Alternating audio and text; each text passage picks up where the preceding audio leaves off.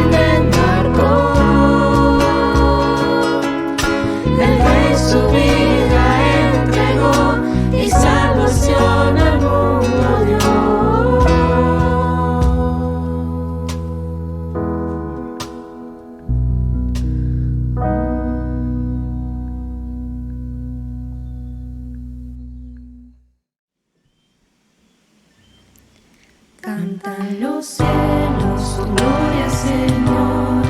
Tiembla la tierra ante tu voz. Eterno Rey, único Dios, tú sostienes la creación. Calmas tormenta y tempestad, con tu poder y autoridad y tu palabra.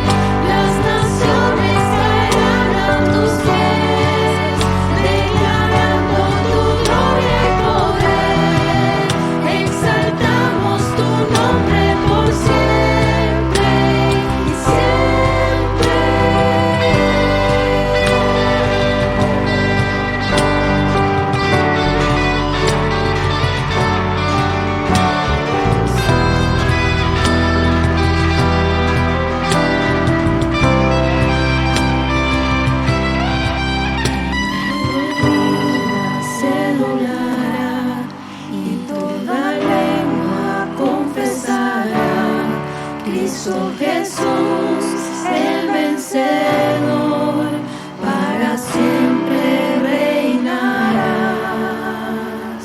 ¿Quién como tú, Señor? Glorioso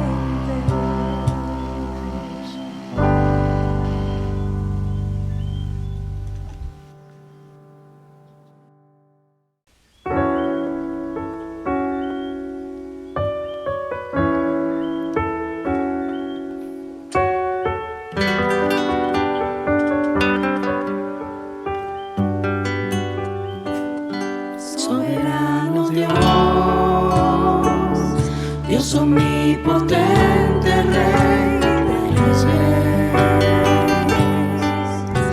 a ti sea el honor, el imperio y la alabanza,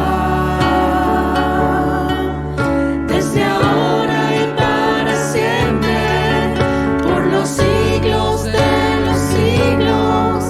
Exaltado seas tú, coronado seas tú, Señor Jesús, Señor Jesús, Señor Jesús. Amén. Soberano Dios, Dios omnipotente, Rey de Reyes, a ti sea el honor, el imperio y la alabanza, desde ahora y para siempre, por los siglos de los siglos.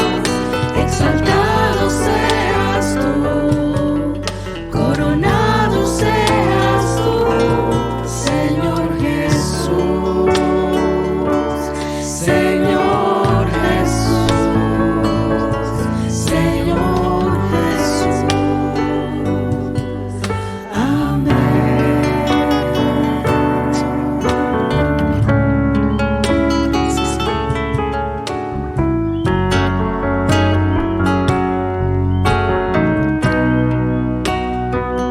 Soberano Dios, Dios omnipotente, Rey de Reyes, a ti sea el honor,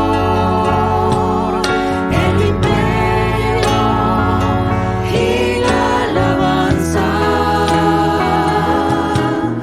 desde ahora y para siempre, por los siglos de los siglos.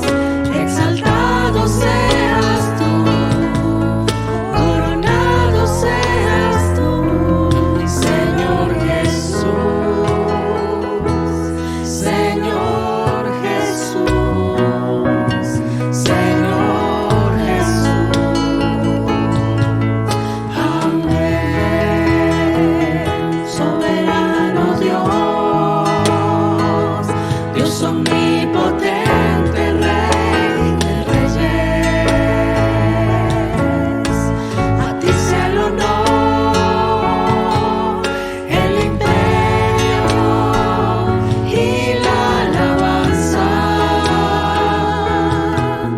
desde ahora y para siempre, por los siglos de los siglos.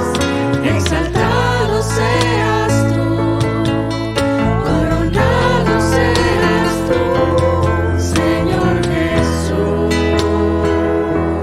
Señor Jesús, Señor Jesús.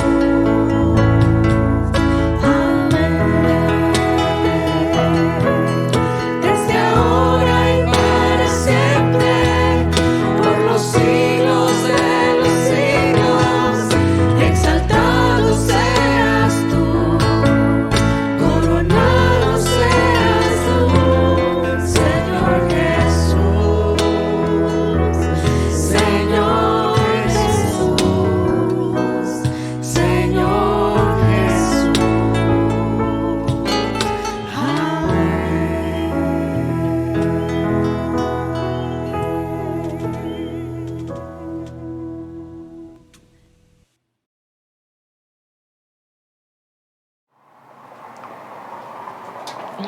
Hola hermanos, qué grato, qué bendición haber podido adorar y bendecir el nombre de nuestro Señor juntos. Cada domingo es una oportunidad que Dios nos da para adorarlo, para reconocerlo, pero aunque no te sepas las canciones, aunque tal vez la letra te sea desconocida, aunque pienses que no sabes cantar, realmente el adorar también implica hablarle al Señor de lo que tú sabes que Él es para ti, que siempre esté en tu boca en la gratitud por lo que Dios hace, incluso por aquellas cosas que sabes que Él está haciendo o que Él va a hacer. Así que también toma ese tiempo que tengas en tu casa para adorar al Señor, para estar en intimidad con Él, para reconocerlo por lo que Él es, porque Él es maravilloso, porque es bueno, porque es todopoderoso, porque es tu proveedor. La palabra dice que el Señor se alegra cuando nosotros lo adoramos y lo alabamos. Así que esperamos haber contentado y alegrado el corazón del Señor. Ahora, cuando vamos a estar en el tiempo de la palabra, también es el deseo de mi corazón, y sé que también es el deseo del corazón del Señor, como nos lo ha estado diciendo en su palabra, que podamos entender, que podamos comprender cuál es la buena voluntad, cuál es el misterio de su voluntad, qué es lo que Él tiene para nosotros. Así que le pido al Señor que Él pueda abrir nuestro entendimiento, nuestros oídos, nuestros ojos, que también pueda poner en nosotros la inquietud de buscar, de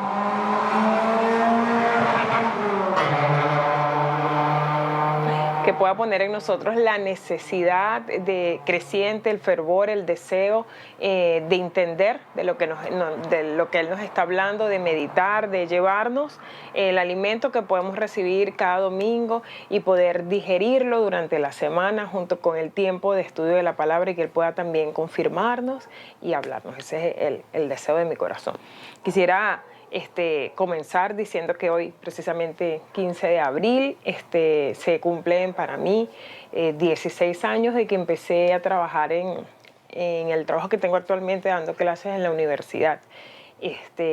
Y digo esto, bueno, primeramente para darle gracias a Dios, pero también porque recuerdo que cuando comencé en ese empleo, o sea, para dar clases, me tocó enfrentar una asignatura que estaba dirigida a estudiantes que iniciaban la universidad, pero que necesitaban un reforzamiento en matemática, lenguaje y en algunas materias que tenían un corte más de tipo psicológico, orientarlos en sus métodos de estudio, en gestión del tiempo, en su motivación, y había una parte de autoconocimiento.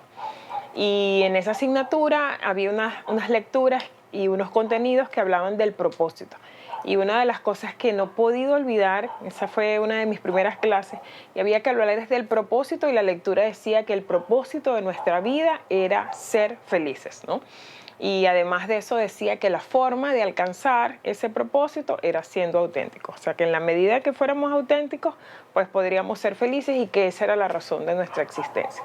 Realmente, aunque esa no es una idea nueva, es una idea incorrecta. O sea, es la misma idea que se hizo presente en el Jardín del Edén para Adán y Eva, de pensar que por sus medios podían alcanzar algo mejor de lo que ya el Señor les había dado, y tomaron esa decisión en función de una información errada, pero ellos pensaron que podían alcanzar algo mejor de lo que ya Dios había previsto para ellos. Y en la humanidad ha sido así, y tal vez ahorita lo vemos como más exagerado, más exacerbado, el tema de ser felices, de encontrar felicidad.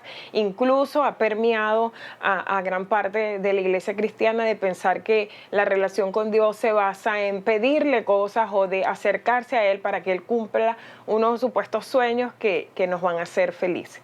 Aunque entiendo y entendemos por su palabra que el deseo del Señor es que estemos bien. O sea, el deseo y el pensamiento de Dios acerca de nosotros es de bien. No necesariamente el propósito del Señor para con nosotros consiste en cumplir nuestras metas, nuestros sueños o nuestros anhelos. Y la palabra en eso ha sido muy clara, muchísimo, muy clara en decirnos, no lo ha dejado como un misterio, sino que lo ha mostrado claramente, ¿no? El deseo del Señor, el deseo que hay en el corazón de Dios para nosotros, o el propósito que el Señor tiene con nosotros una vez que ya hemos sido rescatados, una vez que Él ya nos ha perdonado, una vez que nos hemos arrepentido. El deseo de Él es que nosotros podamos ser verdaderos adoradores, que podamos unirnos al resto de la creación como parte de la adoración que podemos darle. Y la forma que podemos hacerlo no necesariamente es como lo que acabamos de hacer, cantando. La forma de ser un verdadero adorador a Dios es seguir creciendo en ese camino y seguir caminando para Él, ¿no? Entonces, en la palabra hay muchos textos que respaldan la idea de que el propósito, o sea, no es algo que debamos dejar como, bueno, yo no sé cuál es el propósito de Dios para mi vida. El propósito de Dios para nuestra vida está muy claro. Yo quisiera leer uno de los textos que más me motivan cuando siento que me he desviado del propósito. Está en Filipenses 1:6 y también los versículos 9 y 11. Yo voy a leer la versión NTV. Dice así: y estoy seguro de que Dios, quien comenzó la buena obra en ustedes, la continuará hasta que quede completamente terminada el día que Cristo Jesús vuelva. Le pido a Dios que el amor de ustedes desborde cada vez más y que sigan creciendo en conocimiento y entendimiento. Quiero que entiendan lo que realmente importa, a fin de que lleven una vida pura e intachable hasta el día que Cristo vuelva. Que estén siempre llenos del fruto de la salvación, es decir, el carácter justo que Jesucristo produce en su vida, porque esto traerá mucha gloria y alabanza a Dios. Pablo claramente le decía a los filipenses, pues bueno, es mi anhelo, es mi deseo que ya una vez que han sido rescatados, una vez que han sido perdonados, ahora en ese camino que les toca recorrer de aquí hasta que estén delante de la presencia del Señor, es mi deseo que entiendan, que crezcan en conocimiento, que es lo que el Señor nos ha estado hablando en su palabra en estos días, que crezcan, que puedan entender, que puedan crecer para llevar una vida, un fruto que agrade verdaderamente a Dios, porque esto redundará o esto producirá gloria para el Señor. Eso somos, ¿no? Somos los adoradores, hemos sido comprados, rescatados a un precio alto, que ha sido la sangre de nuestro Señor, para que nosotros podamos adorarle. Y en medio de eso, tal vez lo primero que me viene a la mente es pensar en esa idea que la gente tiene de felicidad, en esa idea de propósito de vida y en esa búsqueda que hay actualmente de encontrar la felicidad a toda costa, de impedir los padres que sus hijos sufran, y los hijos y los adultos tratar por todos los medios de alejarse de cualquier cosa que implique sufrimiento porque no ven propósito en ello.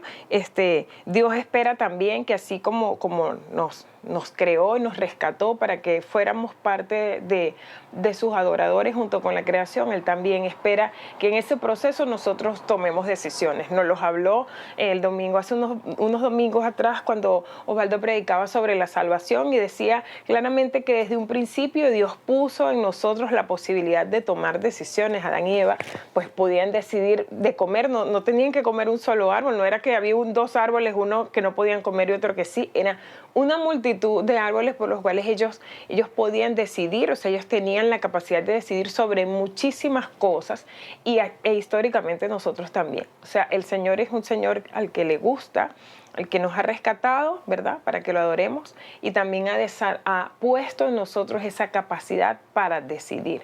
Y en esas decisiones que tomamos por lo general, siempre nos estamos preguntando si el Señor está presente o no en esas decisiones. Creo que parte de nuestro crecimiento como cristianos, como hijos de Dios, es llegar al punto de hacernos preguntas de ¿estoy haciéndolo bien? Realmente nosotros tomamos decisiones a diario de todo tipo, decisiones unas muy simples como qué comer, qué vestir, salir, no salir, a qué hora levantarse, y decisiones también bastante trascendentales para nosotros, o sea, que tienen que ver con cosas a futuro, como es para permanecer o cambiar de empleo. Tomamos decisiones respecto a la familia, con quién vamos a estar, con quién no estar, respecto a los amigos. Los más jóvenes toman decisiones respecto a su carrera, los padres toman decisiones de cómo criar a sus hijos, qué decir, qué no decir. O sea que en la vida de nosotros realmente está presente, así como respirar, está presente todos los días la toma de decisiones. Y el Señor pide también que nosotros nos llenemos de sabiduría para tomar decisiones. Y también espera que nosotros sepamos responder o afrontar las consecuencias o lo que se deriva de esa toma de decisiones. O sea, es algo que Él no ha dejado tampoco a la deriva, sino que ha hablado claramente de qué puede pasar cuando nosotros tomamos decisiones. Y es tal vez una de las cosas en las que hoy podemos hacer hincapié un poquito más. Yo quisiera abrir un compás para contarles algo, y lo voy a contar porque entre las muchas veces y las muchas cosas que he tenido que tomar decisiones, tal vez en esta el Señor ya me ha sanado y puedo contarles con confianza a todos ustedes algo que tal vez nunca había contado antes, que es parte de ese proceso en el que Dios, entiendo yo, ha ido formándome para llegar a hacer eso que Pablo mencionaba, de llegar al conocimiento y al entendimiento de su verdad. Tal vez yo les he contado antes que cuando tenía recién cumplido los 17 y tenía pocos meses ya en la universidad, yo había tomado primero una decisión y era la de alejarme un poco de las cosas de Dios, o un poco bastante, porque pensaba que ya era suficiente y que quería probar o experimentar algunas otras cosas porque había crecido en un hogar cristiano y pensaba pues que ya era como suficiente de Dios. Y sin embargo, no pasaron muchas semanas en ese pensar, y Dios en su misericordia acercó un grupo de personas que se dedicaron a buscarme, a perseguirme, para que volviera a sus caminos. Yo tomé la decisión, porque fue así, de involucrarme nuevamente en las cosas del Señor. Comencé a entender que había tal vez un plan de estar allí en la universidad, y tomé, junto con la decisión de unirme a ese grupo que se dedicaba a orar, a leer la palabra y a discipular a otros, a evangelizar y a discipular. También tomé una segunda decisión, y fue la de unirme a lo que era el grupo de la cantoría universitaria o el coro universitario. Y yo decía, explícitamente, que la razón era porque yo iba a ser una adoradora y tenía que aprender a cantar. El coro, por supuesto, además de cantar, de aprenderse las piezas, tenía una profesora adicional al director que enseñaba ejercicios, vocalización, etcétera. Y yo me convencí que esto estaba bien, que era una decisión que era buena y que por ende Dios la iba también a prosperar. Pero tan pronto como lo decidí, mi mamá también comenzó a hacer oposición hacia esa actividad.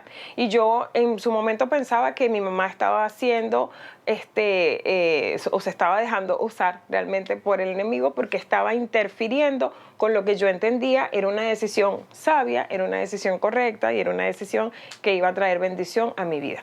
Yo siempre he sido de voluntad firme, tal vez no oposicionista, pero sí firme, y mi mamá también. Así que las dos, por meses, pasamos enfrentándonos a la decisión. Mi mamá decía, debes salir, ese no es tu lugar, no veo que traiga bendición a tu vida. Y yo decía, allí quiero estar. Allí hice amigos, disfrutaba de los conciertos, me sentía realmente feliz estando allí. Pero también, y Dios bendiga a las personas que lo hicieron, estos hermanos que estaban unidos en el grupo de estudio, algunos no estudiaban en la universidad y bajaban desde Caracas en un viaje que duraba más de 1 hora, 1 hora y 20, para llegar hasta la universidad a compartirnos un tiempo de discipulado y de la palabra. Y en el tiempo de discipulado había que anotar las cosas que Dios te decía y responder algunas preguntas, cómo te había sentido, qué te decía. Recuerdo claramente que en uno de los estudios, no puedo recordar el nombre de los hermanos que trabajaban en ese ministerio, pero sí recuerdo en que en uno de los estudios la palabra fue 2 de Timoteo 2:4, yo la voy a leer, dice: ningún soldado se enreda en los asuntos de la vida civil, porque de ser así no podría agradar al oficial que lo reclutó. En ese momento, esa palabra vino y fue útil para redarguirme. Y no con esto estoy diciendo que está mal inscribirse o participar o aprender a cantar. No, estoy hablando de que para mí, en ese momento, el Señor me dijo, esto es contigo. Lo que estás haciendo, el haberte enredado en esto, con la excusa de que lo estás haciendo para mí, no es de bendición para tu vida. Entendí esa palabra, no dije nada en el grupo, no me atrevía a decir que había estado equivocada, que lo que estaba haciendo no estaba bien visto o Dios no lo aprobaba. Y me fui a mi casa a llorar y, por supuesto, a patalear, porque entendía lo que Dios me estaba diciendo, pero no quería hacerlo. Sí entiendo que esto es lo que tú me pides, pero yo no quiero tomar esa decisión. Tomé la decisión de dejarlo, no sabía ni qué explicarle al grupo por qué te vas, por qué no te gusta.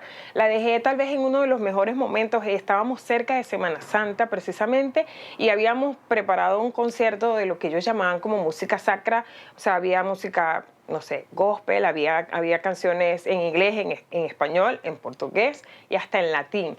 Y cosas que me gustaban. Así que en ese momento me costó dejarlo, pero yo sabía que el Señor me estaba diciendo que tenía que dejarlo, aunque me dolía. Pero entonces, a raíz de que lo dejé, comencé entonces a decirle a Dios o a entender como si se tratara de una relación de toma y dame. Como yo lo dejé y estoy cumpliendo, o sea, una decisión o una instrucción que tú me has dado, yo entonces reclamo para mí que todo lo que venga a partir de mi decisión tiene que ser prosperado. Era así como que no debía encontrar entonces oposición en ninguna de las cosas que yo estaba haciendo porque yo hice algo bueno para ti, por ende tú vas a hacer algo bueno para mí. Pero cuando empecé a ver que habían situaciones de adversidad, cuando empecé a ver que igual costaba entender matemática 2, que igual tenía profesores o compañeros que no eran lo que yo esperaba o todavía faltaba provisión económica en algunas áreas o que simplemente no me estaba yendo bien porque además seguía triste porque veía a la gente en la coral y seguía triste con lo que había dejado, comencé a dudar de la decisión, comencé a dudar de si la palabra me la había dado Dios, comencé a dudar del tipo de relación que tenía con Dios y comencé también a pensar si era que había hecho yo algo malo, si era que estaba pagando las consecuencias de algo, si era que había algo atrás que yo tenía que Dios me estaba castigando. Entonces, además de que no entendía el trabajo que Dios estaba haciendo en mí, estaba además cuestionando lo que estaba pasando a mi alrededor. Y realmente no lo comprendí, no es que lo comprendí de un día para otro, fue trabajar el Señor conmigo las cosas que Él estaba haciendo. Y allí entendí que Dios puede obrar o tiene el interés de obrar en nosotros aún en medio de la adversidad, aún en las situaciones que son difíciles, aún en las cosas que no nos agradan, aún en las cosas que no nos gustan, Él está interesado en obrar.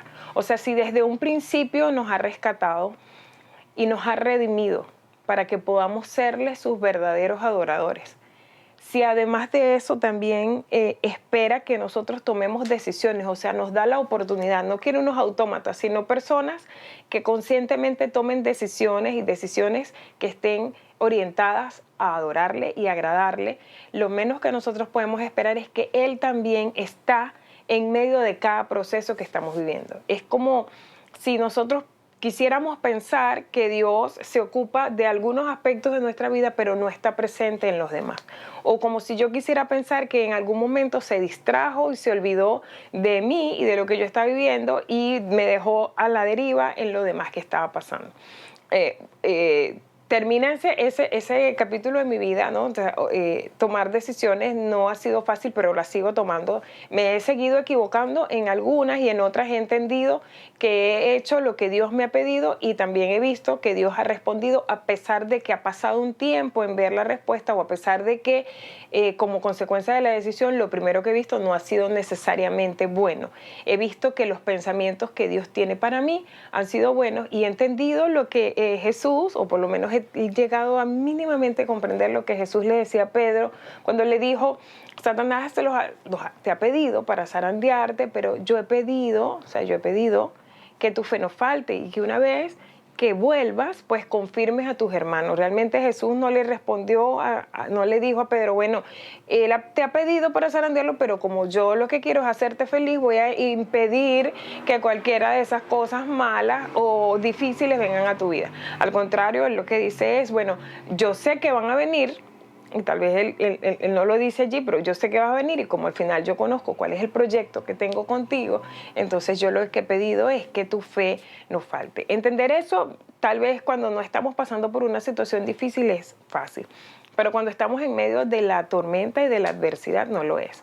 En la parábola del hombre necio y el hombre sabio, ambos construyen una casa. Uno la construye sobre la arena y otro lo construye sobre la roca. Pero a los dos les viene la tormenta, o sea, sobre los dos viene la tempestad. No es que fue solo uno, el que estaba sobre la arena, el que vino la tormenta. Que la diferencia es cómo cada uno la afrontó, que por supuesto uno pereció y el otro no. Eso sí es cierto.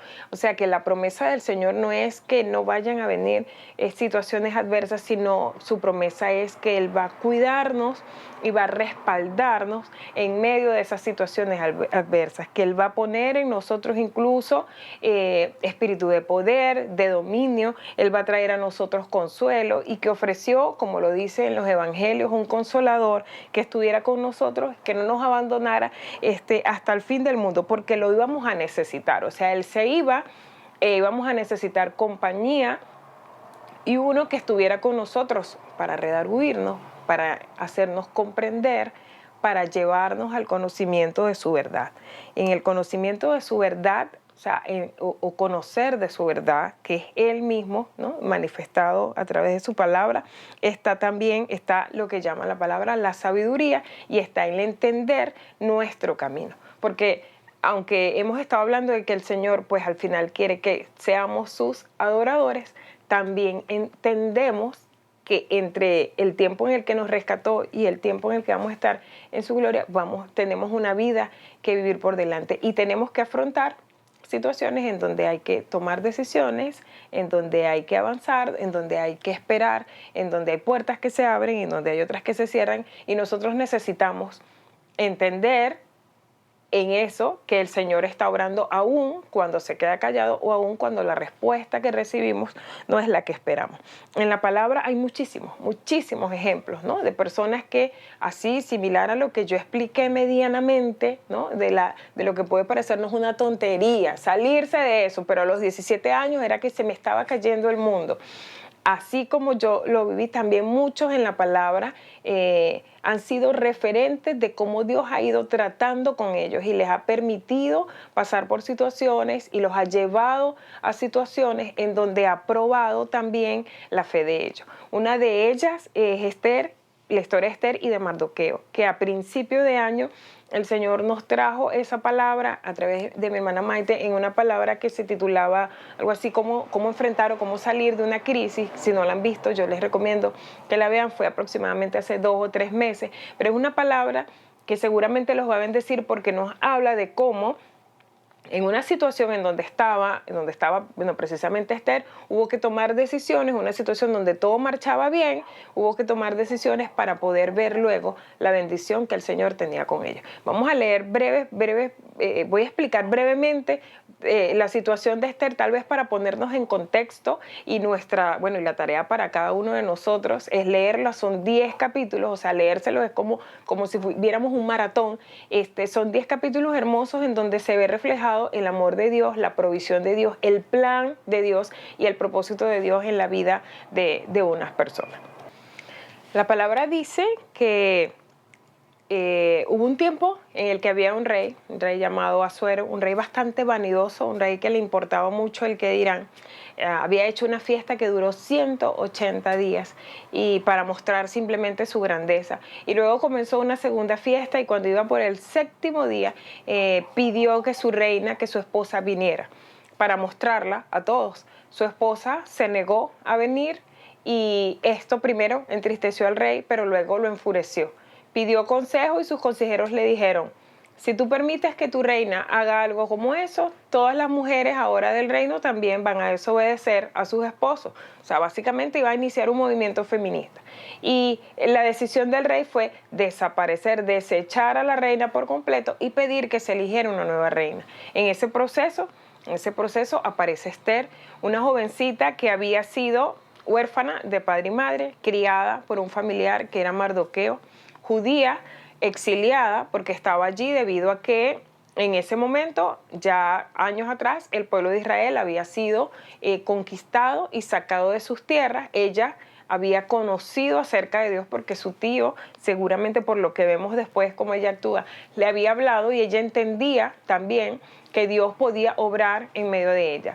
La situación cambia a favor de Esther. O sea, Esther no menciona la Biblia ni que ella tuviera sueños, ni que tuviera planes, ni que tuviera visiones, ni que ella tuviera la expectativa de ser reina. Simplemente su tío le aconsejó que participara en esa convocatoria, y después de un año de ser preparada, cuando el rey la vio, pues decidió escogerla a ella y coronarla como su reina. De en medio de muchas otras mujeres de esas 127 provincias que él gobernaba, la escogió a ella. Todo marchaba bien hasta que, debido a que Mardoqueo había decidido también, o sea, ser un hombre de Dios, un hombre que seguía la voluntad de Dios, había tomado decisiones en función de obedecer a Dios.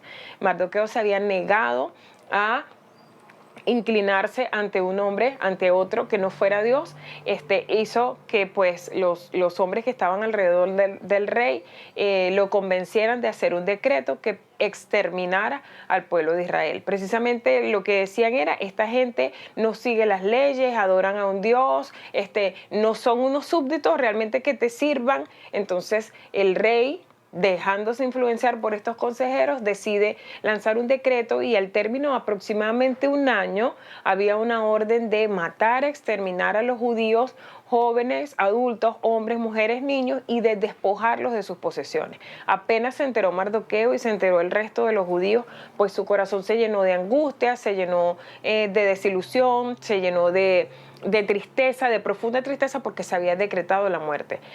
Mardoqueo podía haber pensado, después de haber tomado una decisión que era agradar a Dios, o sea, negarme a adorar a otro Dios que no fuera mi Señor, como consecuencia parece que se había desatado una venganza sobre él y sobre los suyos y sobre su pueblo.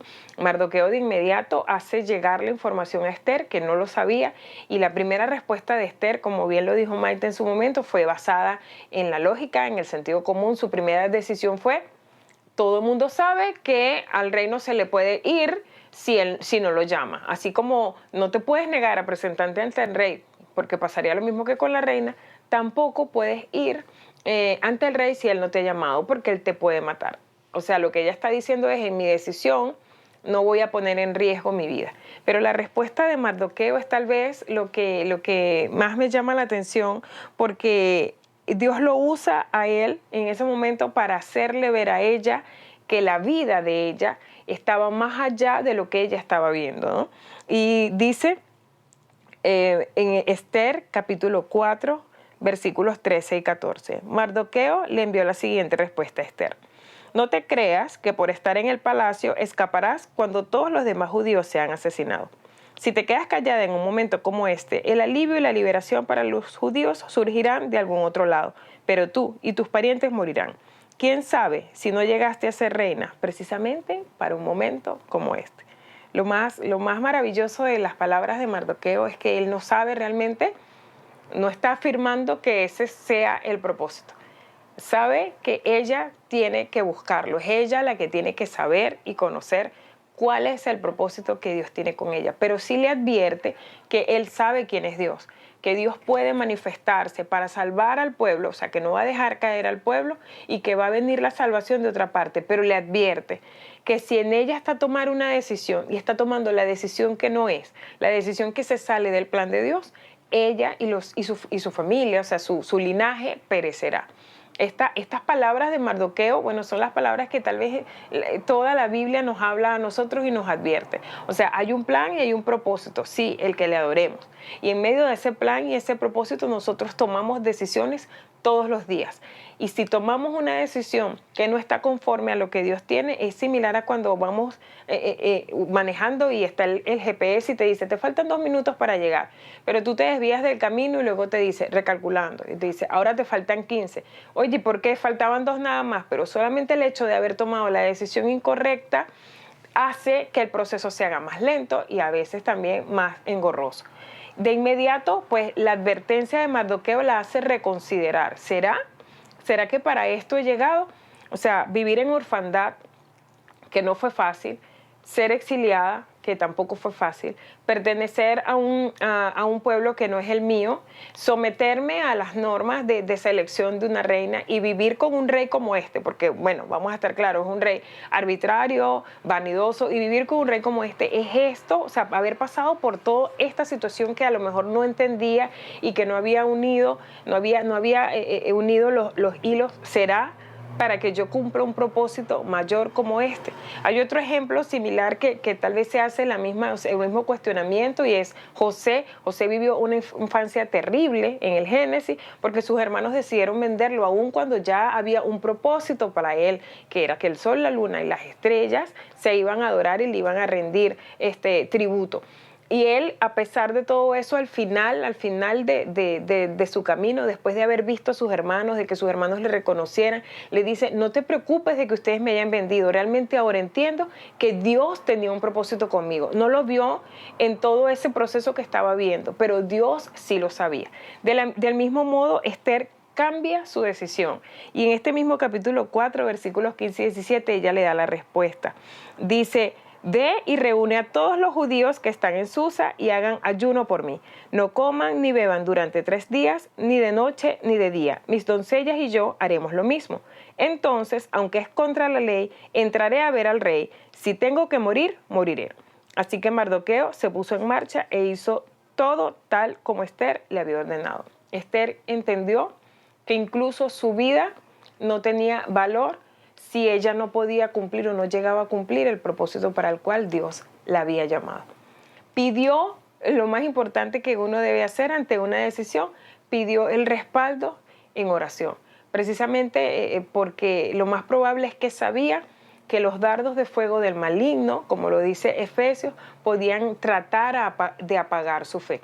Y una de las cosas que uno hace, y lo dice allí, la armadura en Efesios, al finalizar el libro, dice que tomemos el escudo de la fe para poder combatir los dardos de fuego, porque del maligno, una de las cosas que más nos afecta cuando vamos a tomar una decisión es, ¿y si pasa esto? ¿Y si pasa aquello? ¿Y si luego no puedo? ¿Y si me equivoco? ¿Y si me va mal? Y lo que ella pide, que no sabemos qué ocurre en esos 3 días, no entendemos, no nos dice la palabra qué le dijo el Señor a ella en ese tiempo de ayuno. Lo que sí sabemos es que tiene que haberle hablado, porque luego ella presenta un plan, no va de una a pedirle al rey que elimine el decreto, sino que presenta un plan. Incluso el rey le dice, Esther, cuando ella se presenta, ¿qué quieres? Si quieres, hasta la mitad del reino te daría. Y ella tal vez pudo haber tomado la decisión de, ok, lo tengo comiendo en la palma de mi mano. Este es el momento para pedirle que salve a mi pueblo. Y Esther no lo hace, sino que le dice, vamos a volvernos a reunir mañana, convoca a Amán, vamos a tener un almuerzo. O sea, ella lo más seguro es que recibió dirección de Dios. ¿Dónde nosotros recibimos dirección de Dios? ¿Cuándo nosotros recibimos dirección de Dios? Dios no se limita cuando va a hablarnos, nos habla principalmente en su palabra, por eso la insistencia de que tengamos ese tiempo de alimentarnos de su palabra, pero también usa cualquier mecanismo que Él quiere usar, porque no se limita para hablarnos, incluso cuando vemos, y Pablo lo hacía, Pablo esperaba que de la experiencia que él había vivido, las personas y los discípulos pudieran entender lo maravilloso, lo grande que era Dios, pero él esperaba también, y tal vez uno espera, que podamos ver el referente de otros, así lo hacen los padres, que podamos ver el referente de otros y podamos entender cómo Dios está obrando a nuestro favor. En medio de este proceso, Esther entendía incluso la causa de la prueba. O sea, ella le menciona al rey que tal vez si les hubieran pedido ser esclavos, ella lo entendería. Y ella lo entiende porque sabe que la consecuencia de que el pueblo de Israel se haya apartado de Dios es precisamente el hecho de que los hayan deportado. Y que el hecho y que Dios ya había dicho en su palabra que ellos serían por servidumbre a otros pueblos si adoraban a otros dioses. Ella eso lo entendía, pero el hecho de que ese decreto se hubiese dado, que era contrario a ya Dios había dicho, o sea, esto es lo que yo voy a permitir para el pueblo, la servidumbre, pero lo demás, lo que había fraguado Amán y había hecho que el rey decretara, no tenía cabida dentro del plan y de la forma en la que Dios estaba dispuesto a actuar con Israel. O sea, para nosotros también es necesario saber cómo actúa Dios. No es un Dios arbitrario, aunque sí lo es soberano. O sea, Él puede decidir incluso a veces traer situaciones a nosotros o alrededor nuestro que nosotros no podemos entender, pero sí debemos tener presente que los planes de Dios son para bien, que aunque no lo vemos, sabemos que Él obra, que aunque no entendemos lo que Él permite que pase, lo hace para bien de nosotros. Incluso cosas que nuestros ojos así naturales no pueden ver, Dios, y de las cuales Dios nos guarda y nos protege, es en función de hacer el bien hacia nosotros. Sus planes, Él ha prometido, yo voy a estar contigo cuando estés en valle de sombra de muerte, yo voy a estar contigo aderezando una mesa delante de los que te angustien, cuando pases por las aguas no te negarás, cuando pases por el fuego. O sea, Él no ha dicho que no vamos a pasar por las situaciones, lo que ha prometido es el acompañamiento, y ella lo entendía. O sea, el Señor se reveló a Esther para que pudiera comprender el obrar de Dios que venía desde su nacimiento o incluso desde antes de su nacimiento, para que ella cumpliera su propósito, como lo dijo Mardoqueo, para un momento como ese. Saben, esta historia termina de una forma muy interesante. O sea, hace un giro, y a raíz de la intervención de Esther, o sea, de la actitud de obediencia de Esther, de la decisión que tomó, el rey decide no anular el decreto, porque el decreto del rey no podía ser anulado, sino que decide ahora enviar un segundo decreto en donde autorizaba al pueblo de Israel a defenderse. Podían matar a sus enemigos, saquear a sus enemigos, defender su vida. Esto llenó, dice la palabra, que llenó de gozo al pueblo de Israel. Lo voy a leer en Esther 8, 16 y 17. Dice: los judíos se llenaron de gozo y alegría y recibieron honra en todas partes, en cada provincia y ciudad, en cada lugar donde llegaba el decreto del rey. Los judíos se alegraban mucho, festejaban a lo grande y declararon día feriado y de celebración. También muchas personas del territorio se hicieron judíos por temor a lo que pudieran hacerle los judíos. Cuando Dios obra, ¿no?, también cuando sabemos que Dios está obrando, la actitud de nuestro corazón debe ser de gozo. Yo esperaba tal vez que ante la actuación de Esther, la respuesta de Dios fuera anular el decreto. Bueno, obraste y en obediencia a eso anulo el decreto. Así como lo pensaba yo acerca de cómo debía Dios actuar si yo había tomado una decisión que iba a favor o iba en función de su voluntad. Pero Dios, que sabía que había algo mayor que eso, que estaba preparando el corazón de su pueblo para que le adoraran, lo que hizo fue, bueno, vas a pasar por la adversidad, pero yo te voy a acompañar. Y hace que el corazón de los judíos, después que estaban llenos de cilicio, de luto, de tristeza, de angustia, de desesperación, se convierta en gozo, al punto de que incluso sus enemigos se conviertan a ellos por temor. Lo que hace el Señor cuando nosotros tomamos la decisión de obedecerle es decir: yo te respaldo, yo te acompaño. Él ha prometido en su palabra que si pasas por las aguas no te negarás, si pasas por el fuego no te quemarás. No dice que no vayamos a pasar, dice: yo voy a estar para acompañarte, yo voy a estar para respaldarte. Aún en el valle de sombra de muerte, yo voy a estar ahí. Aún delante de tus enemigos voy a aderezar una mesa. Esa es la promesa que Dios nos hace a nosotros sus hijos. Qué bueno sería que nosotros pudiéramos entenderlo cuando estamos en medio de la angustia y la adversidad.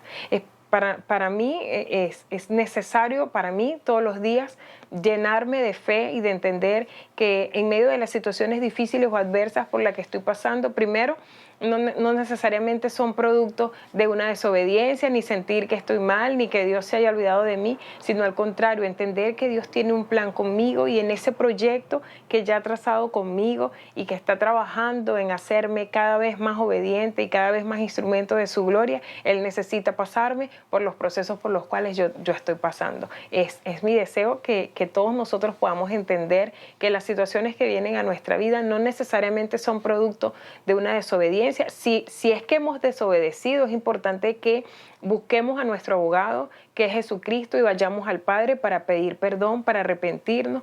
Pero si estamos obedeciendo y aún así estamos viendo una situación adversa o no vemos la respuesta que estamos esperando, tengamos confianza que el Señor está obrando. Y no está obrando desde el momento en el que nosotros le conocimos. Lo más interesante de esto es que Dios está obrando en la vida nuestra aún antes de que nosotros le buscáramos, aún antes de que nosotros le recibiéramos. O sea, así como en Esther estuvo obrando en su vida desde que fue huérfana, desde que tuvo que criarla a Mardoqueo y no sus padres. O sea, todo lo que Dios hizo para convertirla incluso en reina, porque la había preparado para un momento como este. Yo no sé para cuántos momentos como este Dios te ha preparado. Yo no sé para cuántos momentos o para qué momentos Dios ha estado permitiendo que vengan situaciones a tu vida de las cuales tú no tienes ni siquiera explicación. no. No pienses que Dios se volteó a mirarte en el momento en el que tú te caíste del caballo, ¿no? En el momento en el que tú dijiste, voy a seguirte. Él te ha puesto los ojos, se ha fijado los ojos sobre ti aún antes, desde antes de la fundación del mundo, y ha estado pendiente de cada cosa que nosotros hagamos. ¿Qué debemos hacer? Recordar que Dios nos ha salvado y nos ha redimido con el propósito, con el proyecto de que le adoremos. Saber que Dios permite que tomemos decisiones y nos acompaña y nos respalda en esas decisiones, aún cuando no veamos precisamente de inmediato el fruto de esa decisión. La palabra sí promete que cuando nosotros ajustamos nuestros pensamientos y nuestros planes a Dios, Él endereza nuestras sendas, Él endereza nuestras veredas, Él endereza nuestros caminos. Sí dice que por un momento puede que sea el llanto, el sufrimiento, pero que luego veremos la bendición de Dios como lo vio, como así mismo como lo vio Jesús. La palabra sí promete que Él va a sacarnos del momento de la angustia, que no dejará para siempre nuestro pie caído, que nos va a levantar aun cuando tropezáramos. Él sí promete acompañarnos. Lo que debemos nosotros es pedirle al Señor, así como Esther lo hizo, ayuda, respaldo, pedirle fuerzas para afrontar la situación por la que estemos pasando. Yo quisiera encontrar, o no encuentro realmente, las mejores palabras para despedir este tiempo de reflexión de la palabra en oración, sino las que consigo, las que encuentro en el capítulo 12 de Romanos. Me encanta cómo Pablo al final habla de que nosotros somos sacrificio vivo, que nuestros cuerpos son sacrificios y que esa es la verdadera adoración que a Él le agrada. Y yo quisiera que leer esta palabra, tú puedes cerrar tus ojos en oración pidiéndole al Señor que se muestre, que se revele, pero yo quisiera que esta palabra sea a la oración de todos nosotros, no solamente hoy, sino cada día de nuestra vida, y que nosotros podamos pedirle al Señor en ese mientras tanto Él está actuando, mientras tanto Él está obrando, nosotros podamos entender, nosotros podamos comprender a través de su Espíritu Santo, que nos ayude a comprender qué es lo que Él está haciendo en nuestra vida, cómo es que Él está obrando en nuestra vida. Dice así en Romanos 12, versículo 1, por lo tanto, amados hermanos, les ruego que entreguen su cuerpo a Dios por todo lo que Él ha hecho a favor de ustedes. Que sea un sacrificio vivo y santo, la clase de sacrificio que a Él le agrada. Esa es la verdadera forma de adorarlo. No imiten las conductas ni las costumbres de este mundo. Más bien, dejen que Dios los transforme en personas nuevas al cambiarles la manera de pensar. Entonces aprenderán a conocer la voluntad de Dios para ustedes, la cual es buena, agradable y perfecta. Basado en el privilegio y la autoridad que Dios me ha dado, le advierto a cada uno de ustedes lo siguiente. Y aquí, Señor, queremos pedirte que nos ayudes aún en medio de nuestras situaciones, en medio de las decisiones, que nos ayudes a entender esto. Ninguno se crea mejor de lo que realmente es. Sean realistas al evaluarse a ustedes mismos. Háganlo según la medida de la fe que Dios les haya dado. Así como nuestro cuerpo tiene muchas partes y cada parte tiene una función específica, el cuerpo de Cristo también. Nosotros somos las diversas partes de ese cuerpo y nos pertenecemos unos a otros. Dios en su gracia nos ha dado dones diferentes para hacer bien determinadas cosas. Por lo tanto, si Dios te dio la capacidad de profetizar, habla con toda la fe que Dios te haya concedido. Si tu don es servir a otros, sírvelos bien. Si eres maestro, enseña bien. Si tu don consiste en animar a otros, anímalos. Si tu don es dar, hazlo con generosidad. Si Dios te ha dado la capacidad de liderar, toma la responsabilidad en serio. Y si tienes el don de mostrar bondad a otros, hazlo con gusto. No finjan amar a los demás. Ámenlos de verdad. Aborrezcan lo malo. Aférrense a lo bueno. Ámense unos a otros con un afecto genuino y deleítense al honrarse mutuamente. No sean nunca perezosos, más bien trabajen con esmero y sirvan al Señor con entusiasmo.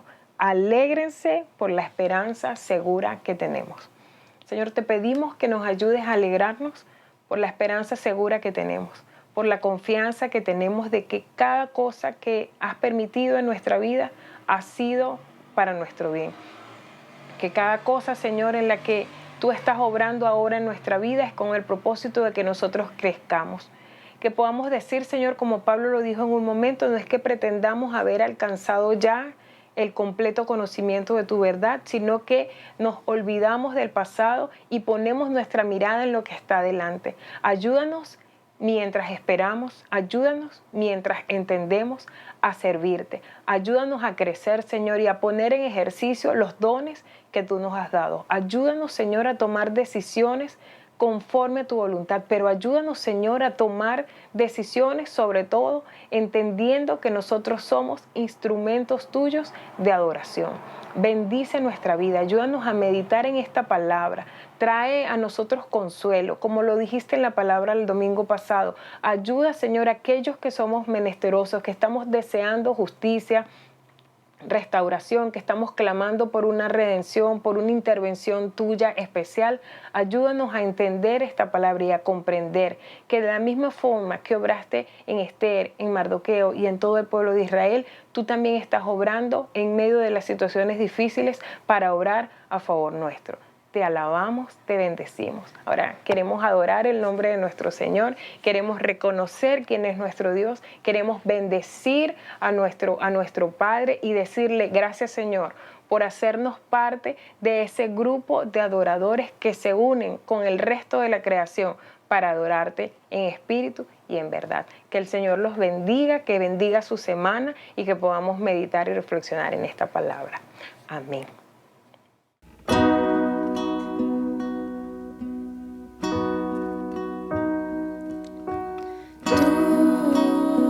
Salvador, me diste vida, me diste amor. Tu sangre el precio pagó, la fuente de vida a mi vida llegó. ¿Cómo fue que yo sin darte nada me amaste a mí, me viste a mí? ¿Cómo fue que yo sin darte nada entregaste todo, todo por mí? La cruz habla de amor, de cómo el Salvador dio todo por un pecador. La cruz su sangre marcó, el Rey su vida entregó y salvación al mundo dio.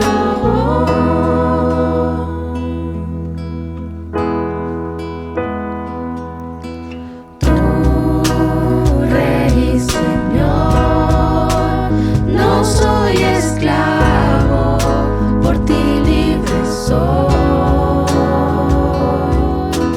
Fiel eres Redentor, abriste el camino y me diste perdón. ¿Y cómo fue que yo sin darte nada me amaste a mí, me viste a mí? ¿Y cómo fue que yo sin darte nada me entregaste todo, todo por mí? La cruz habla de amor, de cómo el Salvador dio todo por un pecador. La cruz su sangre marcó, el Rey su vida entregó y salvación al mundo dio.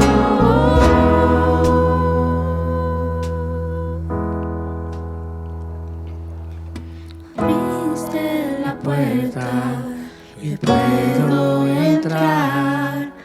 Hoy vengo a adorar.